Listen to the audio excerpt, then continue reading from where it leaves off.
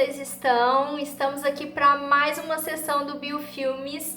Hoje o primeiro Biofilme de 2020, então eu trouxe um filme mega bacana, cheio de efeito especial, que eu tenho certeza que se você gosta de biologia, se você gosta de questões ambientais, com certeza ou já viu ou tem muito interesse nesse filme, tá? É um filme muito legal. Se você gosta então de aprender biologia, saber sobre questões ambientais, fique aí até o final do vídeo, se inscreva no canal, tem aqui o linkzinho no próprio vídeo, tá? E acompanhe a prof aí, que tenho certeza que vai ser bastante proveitoso para vocês, cheio de conhecimentos novos, tá? Então hoje a gente vai falar sobre o filme Avatar. Esse filme é muito legal, demorei para ver, mas já vi várias vezes e vi de novo para fazer o vídeo para vocês aqui, né? Então assim, a gente vai falar basicamente de conceitos biológicos que estão envolvidos por trás de Avatar. Eu não vou ficar focando somente nas questões ambientais, que é evidente que o filme fala. A gente vai comentar, mas eu quero comentar outras coisas interessantes que o filme traz pra gente e que a gente pode discutir numa aula de biologia, né? Como que será? Então eu vou falar alguns tópicos interessantes. Antes disso daí, eu vou falar uma sinopse básica do filme para vocês conseguirem entender, né, esse filme. Então, o filme Avatar, ele vai acontecer no ano de 2154, ou seja, tá muito longe, né, dos nossos 2020 aqui. Ele é um filme que acontece no futuro, tá? E é um filme que não vai ficar focado só no planeta Terra. Apesar de ter vários humanos, né, o filme acontece basicamente todo num novo planeta que é descoberto, que é Pandora, né? Esse planeta cheio de riqueza ambiental, cheio de recursos naturais. Um desses recursos naturais é o unobitânium, que é um minério. Então, o que acontece? Os humanos estão tentando explorar esse novo planeta para extrair esse minério desse novo planeta. Ou seja, humanos como sempre gananciosos, né? Então, isso é bem mostrado ali no filme. Basicamente é isso. Então, existe uma corporativa, que é a corporativa RDA, que é a que quer fazer a extração do minério lá nesse planeta chamado Pandora. E nesse planeta chamado Pandora não tem humanos, né? Os humanos, eles vão para lá para explorar, mas tem alguma vida? Tem vários animais e tem o que eles chamam de humanoides, né? Que seriam os Na'vi. Os Na'vis não são humanos, é uma outra espécie que existe em Pandora. E aí é bem claro, né? Quem já ouviu falar aí do Avatar, eles são organismos azuis, são organismos muito altos, de 3 metros de altura, que tem as orelhinhas meio pontiagudas, assim, e além disso eles têm um comportamento muito diferente, né, dos humanos em 2154, que já não é muito diferente dos que estão aqui vivendo, né, nesse período. São organismos, né, que têm uma paixão muito grande pelo meio ambiente, pela natureza. Eles têm contato, né, com a mãe terra ali o tempo inteiro. Eles querem proteger o meio ambiente, diferente dos seres humanos que querem extrair tudo que está ali naquele meio ambiente, né, para conseguir ganhar dinheiro. Então, essa espécie, ela vive em harmonia com o meio ambiente, e é por isso que os seres humanos lá durante o filme chamam muito esses Na'vi de indígenas, como se fossem índios, porque eles estão associados ao que a Terra fornece para eles, tem essa harmonia com o meio ambiente. E aí essa corporativa fundou lá nesse planeta um laboratório e levou um monte de pesquisador para esse laboratório. Por quê? Porque eles tinham que ter contato com a população Na'vi ali daquele local onde eles queriam explorar, dessa espécie Na'vi que existia ali naquele planeta Pandora. E aí o que aconteceu? Com muita engenharia genética, esses pesquisadores conseguiram em um laboratório fazer o que é chamado de avatar. Então o avatar não é um Na'vi, avatar é uma outra É tipo um outro organismo que foi criado pelos humanos, tá? E o que é esse avatar? Uma mistura de humanos e de nave. Ele tem o DNA do ser humano e ele tem o DNA dos nave, tá? Então são organismos também azuis, né, altos e tudo mais, mas que tem o DNA do ser humano ali. E quem vai participar desse programa Avatar, tem lá a doutora Grace, que é a bióloga, né, que você olha assim, nossa, essa daqui é igualzinha eu, quer ir para campo, quer coletar e tudo mais, mas tem ali o principal, que é o Jack Sully, que na verdade ele era militar, né, e ele foi convocado para trabalhar como pesquisador ali no laboratório no programa Avatar. Então ele é um dos principais que vai trabalhar nesse programa Avatar que foi criado dentro desse laboratório. E aí o filme se desenvolve com essa guerra que existe ali entre humanos e nave, né? No qual a gente vai ter a disputa pelo unobitânio, né? Que seria esse minério aí que gera riqueza para os seres humanos. Essa é a sinopse do filme para a gente conseguir entender e discutir algumas questões. O que eu quero discutir com vocês? Eu quero discutir um pouquinho de genética, eu quero discutir um pouco sobre a origem da vida e eu quero discutir um pouco também sobre evolução, porque tudo isso a gente consegue discutir nesse filme, além das questões ambientais que eu vou deixar um pouco para conclusão para a gente falar, tá? Então a primeira coisa que eu queria falar com vocês é sobre a genética. O que a gente pode abordar de genética nesse filme? A entrada do Jack Sully, né, do Jake Sully lá no programa Avatar. Ele é o irmão gêmeo do pesquisador que trabalhava lá no programa Avatar. Esse cara que trabalhava lá no programa Avatar, ele faleceu. E eles precisavam substituir por uma outra pessoa. Mas eles não substituíram por qualquer um. Eles foram atrás daquele que era o irmão gêmeo dele. Por que isso? Porque eles eram gêmeos univitelinos. E o que acontece com gêmeos univitelinos? Eles têm o mesmo DNA. Então, uma pessoa com DNA diferente não ia conseguir trabalhar com aquele avatar que tem metade do DNA da pessoa e metade do DNA dos Na'vi. Teria que ser uma pessoa que tem o mesmo DNA. Mas existe essa pessoa, gente? Não existe. Só existe em caso de gêmeos univitelinos. Cada um tem seu DNA. Mas os gêmeos univitelinos não, eles têm o mesmo DNA, com as mesmas características ali. Mas eu já vou explicar algumas coisinhas para vocês sobre isso também, que hoje é um pouquinho diferente, tá? Então, gente, o que são gêmeos univitelinos? Gêmeos univitelinos são aqueles que juntou um espermatozoide com um óvulo, fecundou, uniu, formou um zigoto e esse zigoto começa a crescer e se divide em duas células e essas células começam a se diferenciar e formar dois organismos. Então, esses dois organismos que vieram de um único zigoto são chamados de gêmeos univitelinos. Agora, o que acontece? O que são aqueles gêmeos, né, que não são os univitelinos, os bivitelinos? Nesse caso, a gente tem um espermatozoide que fecundou com um óvulo, deu origem a um zigoto. Esse zigoto se desenvolve. E aí a gente tem um outro espermatozoide que fecundou com outro óvulo, dando origem a um outro zigoto que começa a se desenvolver também. Então eu tenho a formação de dois bebês, né, de dois organismos, enfim, a partir de dois zigotos, né, diferentes.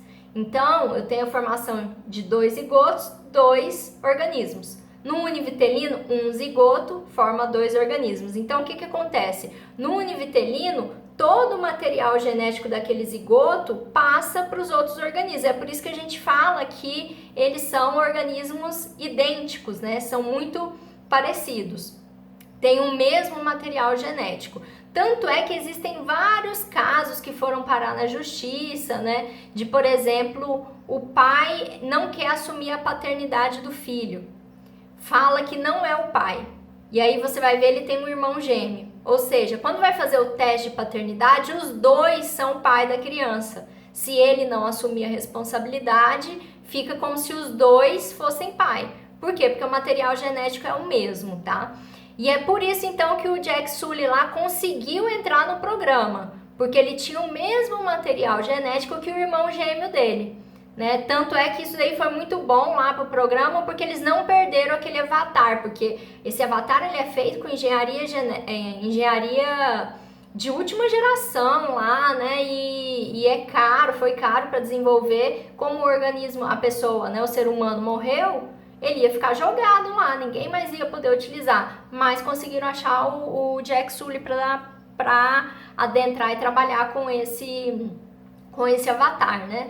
Para ir lá e conhecer a população nave e tudo mais. E aí depois tem até toda uma parte romântica lá do filme, enfim. Mas o que acontece, gente? Esse filme ele foi desenvolvido em 2009 e hoje a gente já sabe que tem pequenas diferenças entre o DNA de gêmeos univitelinos, né? Pelo menos acredita-se que a maioria deles vai apresentar essas diferenças. Não quer dizer que todos apresentem, não, mas a maioria vai apresentar pequenas diferenças. Que pequenas diferenças são essas? São mutações ou variantes genéticas, né? Algumas alteraçõezinhas ali num cromossomo, no outro, que surgem após a divisão do zigoto. Ou seja, eu tenho a formação do zigoto, né? Desse zigoto vai formar duas células. Essas duas células aqui, na hora que elas começam a proliferar, algumas alterações nos cromossomos podem ocorrer, tá? Bem pequenas assim. E essas pequenas alterações vai gerar diferença entre um indivíduo e o outro. Se essas alterações forem feitas antes da formação do ovo, não vai ter diferença entre eles. Mas quando elas são feitas após a formação do zigoto, vai existir diferença entre um indivíduo formado e o outro. Então a gente consegue ter diferenciação entre gêmeos univitelinos, tá? Essas variantes, elas vão estar presentes principalmente na saliva e nos espermatozoides desses organismos, se tiverem espermatozoides, né? Não costuma estar no sangue.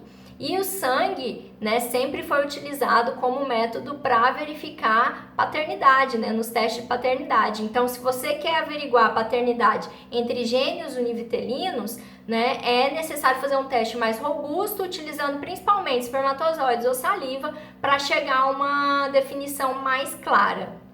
Correto? Então, esse é o primeiro tópico. O segundo tópico que a gente vai falar é sobre a origem da vida. Então, pessoal, para falar sobre a origem da vida, por que eu escolhi esse tema, né? Porque quando os humanos, eles estão lá no filme, é muito claro isso. Quando eles entram no planeta Pandora, eles precisam usar uma máscara de oxigênio, eles não conseguem respirar naquele planeta. O planeta, ele tem dióxido de carbono, metano e amônia, tá? Todos esses gases são importantes para a sobrevivência dos naves, mas não dos humanos. Os humanos precisam de oxigênio. Então aí a gente pode discutir um pouquinho como que surgiu a vida na Terra, quando que surgiu esse oxigênio, como que foi isso daí, né? A gente pode ir um pouquinho mais pensando nessas questões de biologia.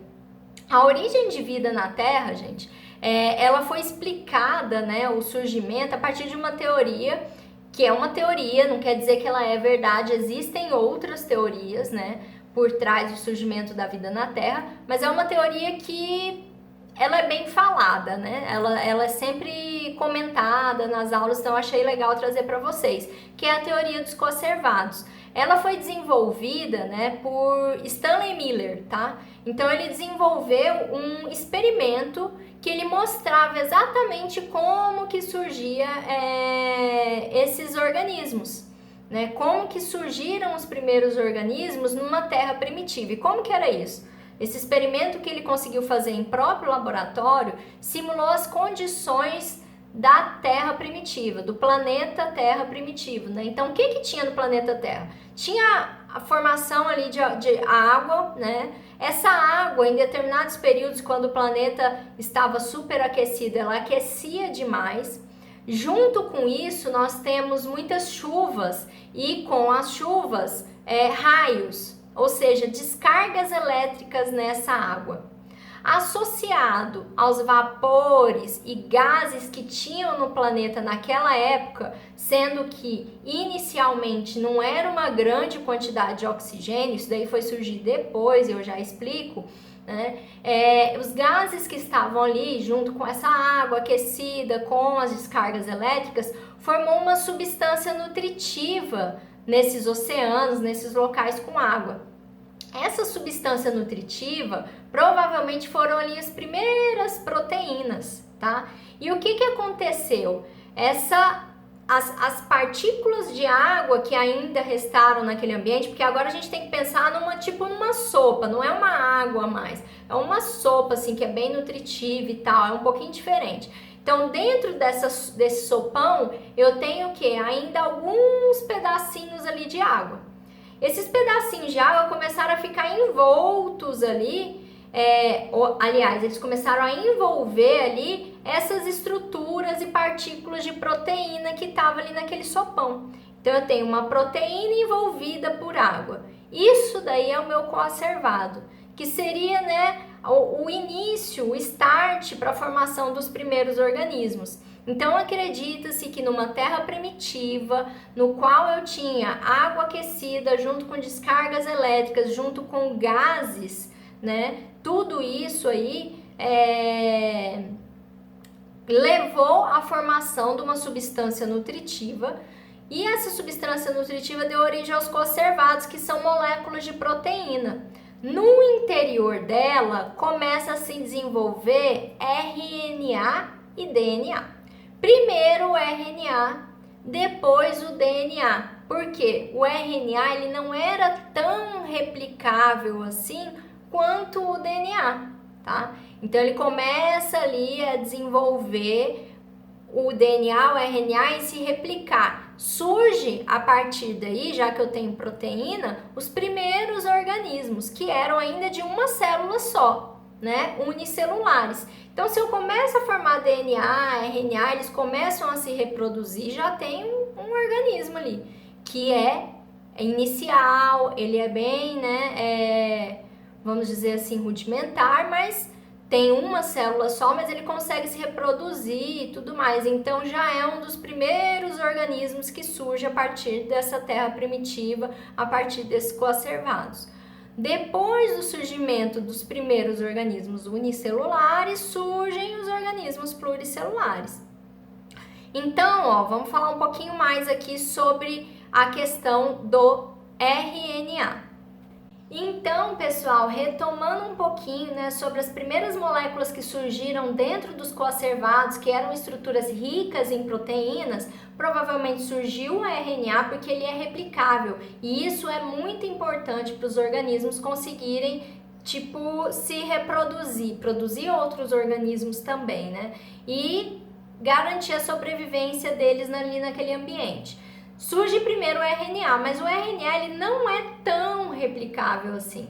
Então começam a surgir novas, né, moléculas importantes nesse processo e que são mais replicáveis. Por exemplo, o DNA. Aí surge o DNA, né? Então primeiro surge o RNA, depois surge o DNA, tudo isso nesse ambiente bem inconstante ali do planeta e tudo mais. Agora, será que surgem primeiro os organismos procariontes ou eucariontes? Como que se dá isso? E o surgimento dos organismos fotossintéticos ou heterótrofos, né? Como que acontece? Então, acredita-se que inicialmente surgiu os organismos procariontes. Lembra o que são eles? Organismos procariontes são aqueles que têm a membrana externa na célula, mas dentro da célula lá é tudo meio bagunçado, não tem separação, o núcleo fica misturado com tudo, né? Não tem uma membrana que separa o núcleo do restante da célula. Isso é a característica básica, tá? Tem algumas peculiaridades ali também entre procarionte e eucarionte que eu não vou adentrar hoje. Mas basicamente eles não têm a formação dessa carioteca. Então o que acontece? Surgem esses organismos que estão um pouquinho mais bagunçados ali, e depois, com o tempo, a membrana externa de alguns desses organismos começa a adentrar a parte interna da célula. Esse processo é chamado de endoinvaginação, tá? Então, ela vai adentrando a parte interna da célula e aí ela começa a formar membranas internas na célula. Uma dessas membranas é a que vai revestir o núcleo e separar a região do núcleo do restante da célula, deixando ele mais organizado, que a gente fala, tá? Então, esses são os organismos eucariontes. Primeiro procariontes, depois os organismos eucariontes. E aí, em relação aos heterótrofos e fotossintéticos, né, organismos fotossintéticos, não tem uma ordem direito para o surgimento desses organismos, mas o que sabe-se é que provavelmente eles surgiram a partir de um modelo de endossimbiose. O que é essa endossimbiose? Eu tinha lá a célula com o núcleo bem organizado, uma célula eucarionte. De repente, chegou uma célula de um procarionte heterotrófico e grudou naquela célula do organismo eucarionte, tá? Só que ela não só grudou, ela entrou e ficou vivendo lá dentro. Provavelmente, daí surgiu as mitocôndrias, tá? E deu origem àqueles organismos heterotróficos. Desse processo de englobamento de uma outra célula pela célula eucarionte e começou a viver tudo em conjunto ali. Isso é chamado de endossimbiose, por isso que a gente fala que é um modelo endossimbiótico de formação. E no caso, né, daqueles organismos fotossintéticos, provavelmente um procarionte fotossintético já se associou a uma célula de eucarionte e também foi englobado. Na hora que ele foi englobado, ele começou a ficar lá dentro dessa célula e passou a viver lá. Como ele era fotossintético, aquela célula eucarionte agora começa a virar fotossintética também. E aquele organismo que foi englobado provavelmente deu origem ao que são os cloroplastos hoje, tá? Então, assim surgem os organismos fotossintéticos e os heterotróficos, né? A partir do surgimento desses organismos fotossintéticos, eucariontes, começa a acontecer o que no planeta, gente? Fotossíntese. E com isso aumenta o nível de oxigênio no planeta. A partir do momento que eu tenho um aumento do nível de oxigênio, passa a ser possível realizar a respiração aeróbica. E aí eu começo a diversificar vários grupos animais, né, tananã, e inclusive mais futuramente dando origem ao ser humano. Então foi assim que surgiu a vida no planeta, tá? Então a gente consegue falar um pouquinho disso e entender a questão, a associação do ser humano com o oxigênio, né? Não é que o planeta sempre teve oxigênio, mas quando esse oxigênio adentrou, começou a ficar em grande quantidade no planeta, isso possibilitou uma respiração aeróbica e diversificação de grande número de organismos, até chegar à formação dos seres humanos que dependem desse oxigênio. O que não é o caso daquelas espécies que estão lá em nave, da espécie de Pandora, né, que são a população nave, né, a espécie que vive lá em Pandora, que são organismos mais distintos, né? São organismos que não necessitam do oxigênio. Deu para entender? Então agora a gente vai falar um pouquinho sobre a questão da evolução, para a gente começar a entender por que esses naves são tão diferentes dos seres humanos. Por que eles são azuis, né? Dá pra gente ter uma ideia, dá pra gente discutir sobre isso, tá? E é isso que eu quero falar com vocês nesse terceiro tópico sobre questões biológicas no filme Avatar. E aí, pessoal, para a gente falar um pouquinho sobre o processo de evolução, aonde que isso daí tá bem evidenciado no filme, né? Por que os naves são organismos tão diferentes? São azuis, têm 3 metros de altura, não respiram oxigênio, respiram outras coisas, tem rabo, né? Por que eles são tão diferentes? E não são só os naves humanoides, mas todas as espécies que lá existem, né? Então a gente tem uns rinocerontes tudo diferente, um cavalo que tem 5 patas, né? Por que esses organismos são diferentes? Aí a gente pode falar um pouquinho de teoria da seleção natural, a teoria que foi elaborada por Darwin. Hoje já tem outras, né? A teoria moderna associada a essa teoria de seleção natural, que envolve questões genéticas também, que Darwin na época não sabia. E aí é legal a gente pensar naquela frase temática, né? da teoria da seleção natural, naquela sentença temática que fala que o quê? Devido à luta pela vida, formas mais bem adaptadas à sobrevivência deixam uma progenie maior e aumentam a frequência de uma geração para outra. Né? Então, esses organismos, eles se adaptam de acordo com o ambiente. E aí a gente tem organismos que alguns indivíduos vão gerar uma progenie maior do que outros. Aqueles que geram uma progenie maior tendem a ser eliminados. Então existe o quê? Uma seleção natural daqueles que deixam uma progenie maior. Aí, para a gente tentar entender isso, a gente tem que voltar lá no que Darwin falava em relação às girafas, o exemplo clássico dele em relação às girafas, né? O que ele falava? Que existiam girafas de pescoço comprido e de pescoço curto no ambiente, todos eles convivendo e se alimentando bem. Num determinado momento, o planeta passou a não ter mais plantas muito baixas, lá naquele local onde as girafas existiam. Tinha só árvores muito altas. Então, o que aconteceu com aqueles indivíduos de pescoço mais baixo? Não conseguiram se alimentar porque não conseguia pegar, né, as folhas lá da região mais alta e começaram a morrer, deixando menos descendentes, enquanto aqueles de pescoço comprido foram deixando cada vez mais descendentes. Então, o que me mostra isso? O ambiente, ele alterou de forma que dentro da espécie de girafas, um grupo deixasse mais indivíduos, que seriam aqueles de pescoço comprido, e o outro cada vez menos indivíduos. Eu tenho uma seleção natural agindo aqui, fazendo com que aqueles que têm um pescoço maiores prevaleçam por mais tempo no ambiente. Aí vamos voltar então lá pro ambiente da Pandora, né?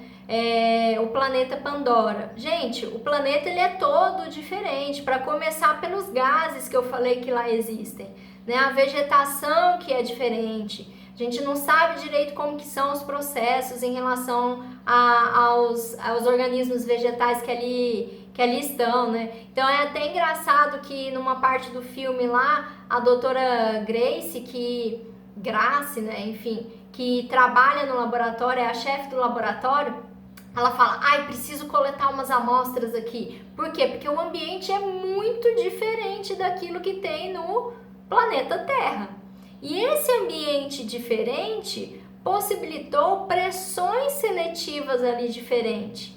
Por isso que esses organismos são tão diferentes. Por que eu tenho um cavalo com 5 patas? No planeta Terra, isso não tem vantagem, mas lá em Pandora deve ter uma vantagem. Eles conseguem correr mais de outros predadores se tem 5 patas, enfim, tem alguma vantagem evolutiva. Lá, como o planeta é diferente, as espécies mais adaptadas são diferentes das espécies mais adaptadas que temos aqui no planeta Terra. Por exemplo, a pressão lá é bem grande. Isso poderia fazer esses organismos serem maiores, né? Então isso é só uma das questões aí que nós podemos discutir, porque realmente os bichos são muito diferentes, mas da onde que vem isso? Se o planeta é tão diferente, consequentemente o processo evolutivo ocorreu de outra forma, não é igual ao planeta Terra, né? Então assim, quando a gente fala, será que existe ET e os ET vão ser tudo esquisito, não sei o quê. Se eles existirem, tem grande chance deles não serem iguais a nós. Por quê? Porque a gente passou por um processo evolutivo de acordo com o ambiente do planeta Terra. Se a gente vai encontrar um planeta com outras condições, provavelmente outros tipos de organismos vão sobreviver naquele planeta, né? Nós não sobreviveríamos. Tanto é que lá em Pandora, o que acontece? O homem chega lá e tem que usar máscara. Se ele não tivesse máscara, ele não ia sobreviver, né? Então, essa é uma das questões que dá para ser discutidas. Só para concluir a nossa aula, eu queria falar um pouquinho sobre o tema geral do filme, que é sustentabilidade, mas assim de forma bem rápida, tá? O Jack Sully, no final do filme, ele fala assim: não há mais verde na Terra. Que é uma coisa que, se você vê o filme uma vez, você não vai reparar, mas depois de ver várias igual eu comecei a reparar nas falas, né? O Jack Sully ele fala, não existe mais verde na Terra. Isso em 2154. E de fato, se a gente continuar caminhando do jeito que está o planeta, não vai ter mais verde mesmo. Porque a gente não valoriza o verde que nós temos, nós não valorizamos as florestas, né? Então, o que é necessário ser feito? Questões sustentáveis. A gente tem que pensar mais em sustentabilidade. O que é essa sustentabilidade? É uma ação continuada e repetida num futuro previsível. Não é uma ação que eu faço hoje. Hoje eu não joguei lixo na rua, então eu estou sendo sustentável, mas amanhã eu jogo. Hoje eu separei o meu lixo. Não, mas amanhã eu já não vou mais separar. Hoje eu separo, amanhã eu não separo, depois eu volto a separar. Não. Sustentabilidade é algo contínuo que você vai continuar fazendo por muito tempo. E ele não vai envolver só você. Ele vai envolver pelo menos 4 aspectos, que é o aspecto ambiental, ou seja, ele tenta fazer com que o meio ambiente esteja cada vez melhor, né? Aspecto econômico, então ele tenta fazer com que a economia gire ao redor daquela sustentabilidade. Sustentabilidade não é algo que você faz para, por exemplo, diminuir o seu ganho de dinheiro. Na verdade, é algo que você faz para aumentar o ganho de dinheiro. Infelizmente, né, as pessoas realmente são gananciosas a ponto de só levarem a sustentabilidade para frente pensando assim. E, de fato, a gente tem que passar a ter ideias sustentáveis que melhorem a economia. Tanto é que hoje é muito utilizada a ideia de sustentabilidade, por exemplo, para fazer ecoturismo. Ecoturismo está relacionado com a sustentabilidade e gera renda. Então tem que ser pensado a questão social, ou seja, não adianta só eu fazer. A comunidade tem que estar envolvida, a escola tem que estar envolvida, a universidade, os pesquisadores, todos os âmbitos sociais e culturais também. Então a sustentabilidade é tudo isso daí envolvido. Nós temos que começar a pensar sobre isso mesmo, porque de fato, como o Jack Sully falou, daqui a alguns anos a gente pode não ter mais nada e nós sabemos da importância, né, dessa matéria verde que nós temos no planeta para garantir a nossa sobrevivência, né? E aí, para finalizar, a Grace, né, a doutora Grace, ela fala assim no momento do filme pro Jack Sully: tente ver a floresta através dos olhos da Neytiri, né? A Neytiri, ela é uma nave lá que de uma população e tudo mais, que tem um envolvimento todo emocional com o Jack Sully no final do filme. Mas a doutora Grace fala, presta atenção no que ela fala, tente ver a floresta pelos olhos dela. E aí a gente começa a entender o papel, né, do professor, do ambientalista, do biólogo, que é justamente tentar mostrar para vocês a importância da floresta. Tente enxergar a floresta, tente enxergar o meio ambiente através do que a gente está falando, porque a partir daí a gente pode mudar concepções. Então eu achei muito interessante essa fala dela. A Neytiri, na verdade, ela é como se fosse um professor ali também, não só a doutora Grace, né, mas a Neytiri, ela é como se fosse um professor, porque ela vai ensinar pro Jack Sully todos os costumes que ela tem ali com a população dela, por que ela valoriza tanto o meio ambiente. O Jack Sully vai aprender, vai conseguir, antes ele não tinha no começo do filme, mas ele vai conseguir enxergar a importância das florestas, que é o papel do professor, o papel do pesquisador, o papel de todos nós quando tentamos passar, né, para todo mundo uma ideia de importância desse meio ambiente que a gente está. Né? Eu falando muito de anfíbios, mas também de outras questões, mas a minha ideia é essa, tentar passar para vocês, para que vocês consigam enxergar através dos meus olhos e através do que eu falo, a real importância das questões que nós estamos abordando. Tá? Então eu finalizo aqui com essa reflexão que eu achei bem legal e espero que vocês tenham gostado. O vídeo ficou um pouco longo, mas é válido, tem muita informação bacana para você aprender e para você aplicar depois, hein? Muita coisa para ser discutida. Beijo para vocês, até a próxima.